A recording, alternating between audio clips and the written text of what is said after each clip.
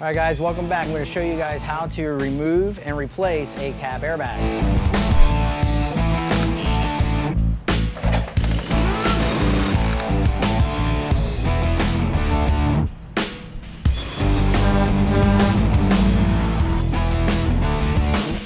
All right guys, you're going to need a car jack, believe it or not, or a pair of scissor jacks, but automotive.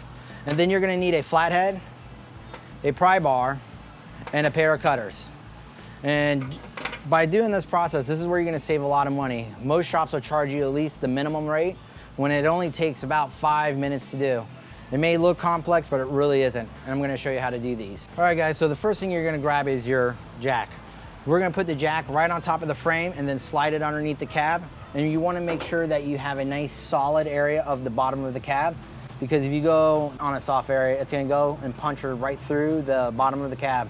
But there's a support member right here, and that's where you're gonna slide the jack just like so. Once you get the jack in place, then you're gonna jack it up all the way until you can't go anymore, and then the airbags, you're gonna see that they're depleted with air. Once there's no more air in it, you're gonna take your cutters, and then you're gonna cut the bottom of the airline. Because there's still extra airline, we don't need what's in the cab airbag, and we're gonna replace it. So we cut the airline. Once you cut the airline, you're gonna take your flathead, or your pry bar, but I normally start with the flathead. Start at the top part and start working your way down. So when you start pushing down, it's gonna pop right out. Once you get the one part out from the top, you're gonna pull the rest out, and there's nothing to unbolt or unscrew, and you just slide it right out. Then you've installed the new cab airbag the same way you took it out. You're gonna put the bottom in first, and then the top's gonna slide up, and you're gonna put the airline back in, and then you're gonna let down the jack very slowly. And the reason why I say very slowly, because the truck will still be aired, and then air is slowly gonna build up in the bag. And you're gonna hear it pop, that's completely normal.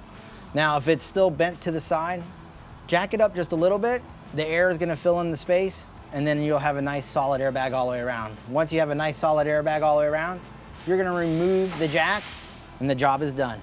This should not take you no more than 10 minutes.